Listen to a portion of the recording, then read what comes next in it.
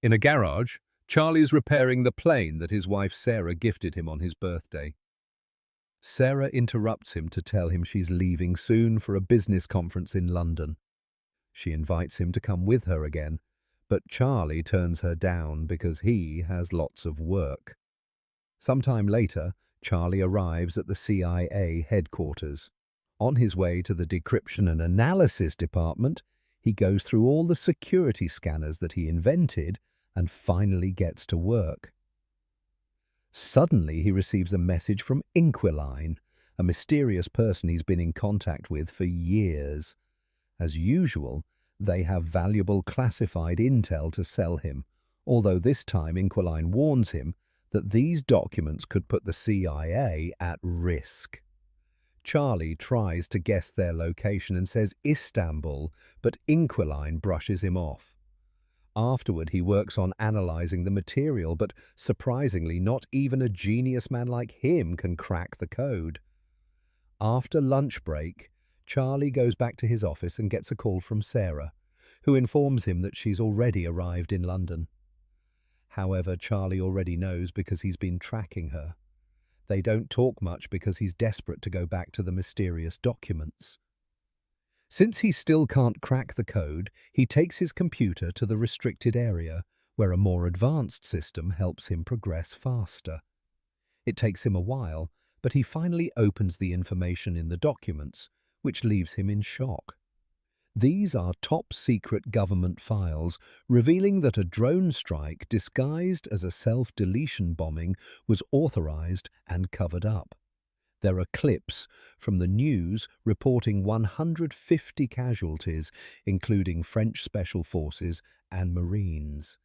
This whole operation was organized by Chief Moore, who is also Charlie's boss.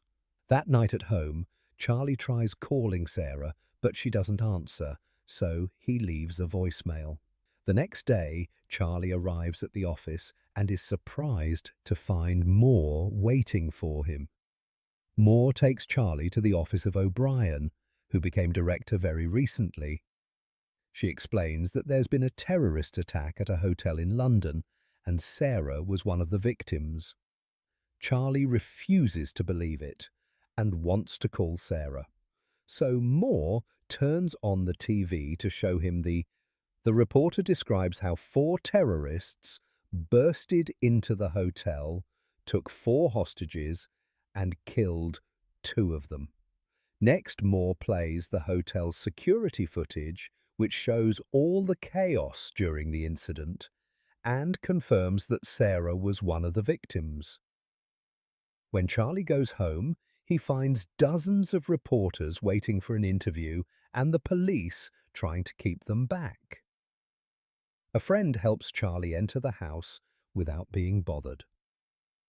The next day, Charlie confronts Moore and Supervisor Caleb because he's very suspicious of what happened.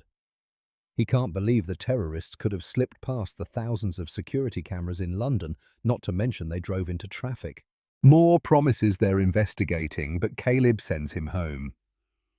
The following day, Charlie goes to the airport to pick up Sarah's body and her belongings. At home, he looks inside the suitcase and finds a gift Sarah had bought for him, which makes him have a breakdown. Tired of being at home, Charlie goes back to work and uses the restricted computer to hack into the security cameras at the hotel and the nearby streets.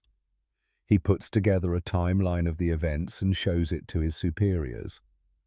The 4 terrorists stole a vehicle in the East End, then entered the hotel through the service where they professionally scrubbed out all prints and DNA. Apparently, they had a meeting with Impact Investments from Indonesia, but something went wrong and an argument started in the corridor. One of the firm's security men got angry, so a terrorist opened fire, killing one of the guards and leaving the other one in critical condition. Hotel security was immediately alerted and they called the police. Desperate to leave the building without getting caught, the terrorists entered the conference room and captured some hostages. Sarah was taken because she tried to help some of the attendants to escape. Charlie's run voice and facial analysis, so he's managed to get the identities of the four terrorists. They're Mishka from Moscow, a former South African Special Forces operative called Lawrence, mercenary Horst, and former intelligence officer Gretchen. Noticing Caleb's and Moore's lack of reaction, Charlie realizes they already knew all this. They tell Charlie they're already working on it and send him to see a therapist. The next day, Charlie hides a chip in his ID badge and passes through security without the ID. In his office, he prints all the classified files and uses a skimmer on the printer to make a digital copy. That night, Charlie goes to a bar and keeps staring at a jukebox. The following morning, Charlie confronts his superiors again using the printed files. He lists all of Moore's dirty missions, like bombing a Syrian hospital and striking an Allied base in Yemen, which killed thousands of civilians. He threatens to take everything to the director and reveals that he's triggered a dead man switch. If he doesn't enter a code every 5 hours, the evidence will be sent to the most important news outlets. In exchange for his silence, Charlie asks for full CIA training, fake passports, cash, a gun, and intel on Sarah's killers. After the meeting, Charlie returns to his car and throws up because of the stress. In the office, Moore says that the dead man switch is a bluff, but Caleb points out they can't risk it. They'll search for the trigger. If it's indeed a bluff, then they can arrange a deadly accident during training. Sometime later, Caleb and his team try to understand how Charlie copied the confidential files. They discuss the possibility of a skimmer, which wouldn't work on their secured computers but could be used on a printer. Charlie could have sent the files to the printer and used a magnetic strip to copy the data. Searching security footage, they confirm that Charlie bought a magnetic strip at a store, but they still can't tell how he took it in and out of the building. The team also searches Charlie's house and eventually discovers he went to a certain bar twice. They go to the bar to search it and find an ABBA CD under the jukebox. Caleb chooses that CD in the jukebox catalogue and only noise can be heard, so they take out the CD that Charlie left behind. Meanwhile, Charlie arrives at a CIA training facility where he's welcomed by Colonel Henderson. They start at the shooting range, but unfortunately Charlie isn't a good shooter. He needs to get really close to the target to shoot the right spot. However, when it comes to making bombs, Charlie works outstandingly fast, impressing Henderson. Next, Charlie needs to learn his new identity, so Henderson harasses him and throws him around so Charlie can still recite his new information even under pressure. Lastly, they get the new passports done. That night, Henderson goes to Charlie's room and tells him he isn't a killer, but Charlie insists he wants justice. Then Henderson pulls out a gun and gives it to Charlie, asking him to aim at his chest. Charlie's hands won't stop shaking, and he ends up lowering the gun. At the office, the agents spend several hours decrypting the information in the CD until they discover that Charlie had been bluffing about the dead man's switch. They immediately inform their superiors, unaware that Charlie is spying on them. It turns out that the chip he hid on his badge was actually a bug that he planted on the files he gave to his bosses. Moore immediately calls Henderson and tells him to arrest Charlie. However, he's already escaped. After hanging up, Moore finally sees the bug on the files and talks to Charlie directly to tell him this is treason. Charlie gets rid of his earpiece before boarding a plane. Once Charlie reaches London, he goes through customs and starts making his way to Paris. His fake passport appears in the CIA's computer, so Moore sends Henderson after him. In Paris, Charlie rents a hotel room near the restaurant where Gretchen is frequently seen. Eventually, she shows up and is close enough for him to start tracking her phone. Charlie then spends the day outside Gretchen's building and waits until she's gone. When a tenant comes out, he uses the chance to get inside. Then he follows an online video to pick the lock of Gretchen's place. Charlie begins searching the apartment and takes pictures of Gretchen's schedule. He also finds a gun in a drawer, so he decides to keep it. At that moment, his tracker warns him that Gretchen is coming back. So he rushes to the stairs too. However, when she finally comes home, he can't pull the trigger. Feeling disappointed, he rushes back to the hotel and pretends Sarah is waiting for him. After calming down, he takes a close look at the pictures and learns that Gretchen has been going to the hospital often. Hacking into her health history reveals she has allergies. The next morning, Charlie buys tons of flowers. Then he waits at the cafe until he sees Gretchen and follows her to the hospital. Gretchen is going through some tests, but the doctor notices that the computer screen is malfunctioning, so he leaves the room to request help. Charlie comes in dressed as a doctor and locks Gretchen inside the machine. She starts to panic, but Charlie ignores her while filling the chamber with pollen. The doctor and a nurse hear the noise, but the door is locked too. Gretchen starts to get weak because of her allergies, and Charlie says he'll help if she tells him where to find Horst, since he's the one who shot Sarah. The allergies don't let Gretchen talk, so Charlie opens the chamber, only for Gretchen to push him against the desk. They start fighting all over the room, throwing each other against every piece of furniture. Charlie takes out his gun, but Gretchen brings him down and opens the door to finally run away. A desperate Charlie follows her to the street, but before he can shoot, Gretchen is struck by a car. Horrified by the body, Charlie forces himself to come closer to grab her phone. Then he runs away and throws the lab coat in the trash. At the hotel, he washes off all the blood and packs his things. That night, he goes to the bus station and buys a ticket for Marseille. Soon the news of Gretchen's death reaches the CIA. O'Brien questions more about this, and he only says that Gretchen appears to have been killed by one of their own. That night, Charlie goes to a bar and drinks a lot to drown the guilt he feels over Gretchen's death. He thinks he sees Sarah dancing, but a closer look reveals it's a woman that looks like her. Then Charlie notices Henderson approaching him and panics. He pushes people until he manages to leave the bar and runs through the streets until he finds a different bar to hide in. Henderson follows him there too, so Charlie rushes to the bathroom and locks the door. Unfortunately, there are no windows here, so Charlie has no choice but to come out. He joins Henderson at the bar and learns that he found him by tracking Gretchen's phone. After a short chat, Charlie reveals a timer on his phone and runs out before a bomb explodes in the bathroom. Chaos takes over the bar, and Henderson loses sight of Charlie. The tracker on his phone doesn't work anymore either.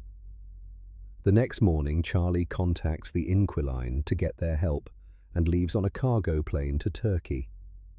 In Istanbul, he goes to a restaurant and texts Inquiline. Noticing a man's phone ringing, he tries to approach him, but is blocked by a woman who tells him to check his phone. Then, Charlie leaves the restaurant, and the woman approaches him again, confirming she's Inquiline. She already knows about his wife, so she makes him hide his hat and backpack in a shopping bag. Inquiline wants him to pretend to shop for a while and meet him at a garage. Moments later, Charlie meets with her again, and she drives him to her home. During the trip, Inquiline shares that she became a hacker 6 years ago after her husband died. He was a CIA asset and worked for Russian intelligence. In fact, he was the original Inquiline and taught her everything. The official story says he accidentally fell from a window. When they reach her home, Inquiline says this is the only place she's managed to stay longer than 3 years and admits she's tired of running. If the Russians ever come for her, she has a gun to self-delete. Then they start talking about the case. Horst is the leader in charge of hiring mercenaries for more. Lawrence is an arms dealer, so Inquiline volunteers to pose as an arms seller to contact him. Lastly, there's Mishka, who travels frequently and posts everything online. They inspect the pictures closely and find a woman with him. Facial recognition takes them to her Instagram account and they confirm she's in Spain. The next day, Caleb tells his team to keep eyes on the terrorist to find Charlie. O'Brien meets with Moore and tells him she wants him to stop running Black Ops without her authorization. Moore says her predecessor gave him the same speech, so he'll tell her the same thing he said then. She has his full support. After the meeting, O'Brien gets in her car, and her assistant shows her a picture of Henderson in Spain. It's confirmed that Moore sent him, so O'Brien sends one of her own agents after him. Meanwhile, Charlie and Inquiline find Mishka by hacking into a hotel's security cameras. Charlie then travels to Madrid and stays at the same hotel. He learns that Mishka likes swimming in the pool that connects two buildings by their roofs. At the same time, Henderson tracks Charlie down in the area. The next day, Charlie starts building a device that will help him get Mishka and hides it inside the hotel. Afterward, he follows Mishka to the bar, unaware of Henderson in the lobby. Charlie sees a suspicious man at the bar and realizes he's seen him before, which means he's being followed. He tells Inquiline through his earpiece. So she searches his face and confirms he's a CIA agent. She also sees Henderson on the camera and tells Charlie to abort, but he wants to stick to the plan. When Mishka goes to the pool, Charlie confronts him to ask where to find Horst. If he doesn't talk, the pool will be destroyed. Mishka doesn't believe him and starts swimming away, so Charlie presses a button and the glass starts to crack. A desperate Mishka starts swimming faster, but it's too late. The glass breaks and he falls to his death while the water floods the street. Then Inquiline warns Charlie that Henderson and the other agent are coming closer and gives him directions to escape. A chase ensues and Henderson almost catches him, but at that moment the other agent also attacks. The man tackles Henderson and they start fighting in the laundry room. Charlie watches how they keep throwing each other all over the room, and Henderson puts the man's head inside a washing machine. The agent pulls out a gun and shoots Henderson, only for him to steal the gun and shoot him back. Then Charlie comes inside and wonders if he should help them, but Inquiline reminds him to run away. The next day, O'Brien brings Moore to her office and asks about Charlie. Moore says he's on bereavement leave and she lets him go before revealing she's got footage from the hotel. Meanwhile, Caleb and his team look at the same footage and realize Charlie had help. They look at Charlie's encrypted chats and finally find the messages from Inquiline. After a long search, they discover the file of the dead agent known as Inquiline and guess that his wife must have taken over. That night, Charlie and Inquiline agree to sleep next to each other just for company. However, they're woken up by Inquiline's birds screeching and they see a bunch of agents approaching on the security cameras. The duo immediately runs through a hidden tunnel in the wall, and as they make their way out, Charlie sees a drone in the sky.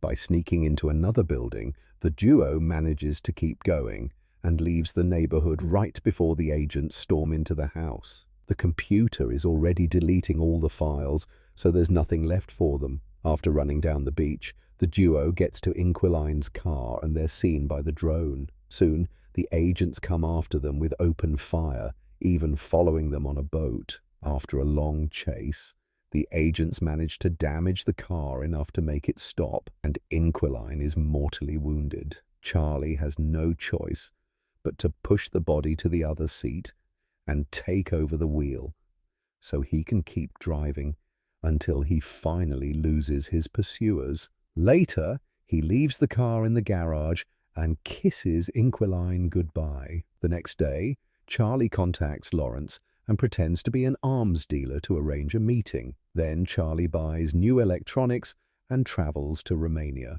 In an abandoned building, he records his own face and hacks a security feed in Berlin. Now the CIA thinks he's in Berlin and sends their people there. When Lawrence finally arrives, he finds a ringing phone on a chair. Charlie tells him to look inside a box, and Lawrence finds a bunch of bombs. If he moves, they'll detonate. As Lawrence notices a picture of Sarah in the box, Charlie appears behind him, asking Horst's location and promising to deactivate the bombs if he cooperates. Lawrence explains that Horst operates in Russian waters and typically receives deliveries at a Baltic seaport. Charlie then asks how to contact Horst, so Lawrence says he only gets messages through secret codes from his men. All the numbers and names are on his phone, which he tosses on the ground. After grabbing the phone, Charlie leaves and hears the bombs killing Lawrence in the other room. Soon the CIA gets the news of Lawrence's death in Romania, and they realize they've been looking at fake footage. Later, in a Russian hotel, Charlie imagines Sarah with him and opens the gift. It's a puzzle that he solves quickly and has a sweet message from his wife inside.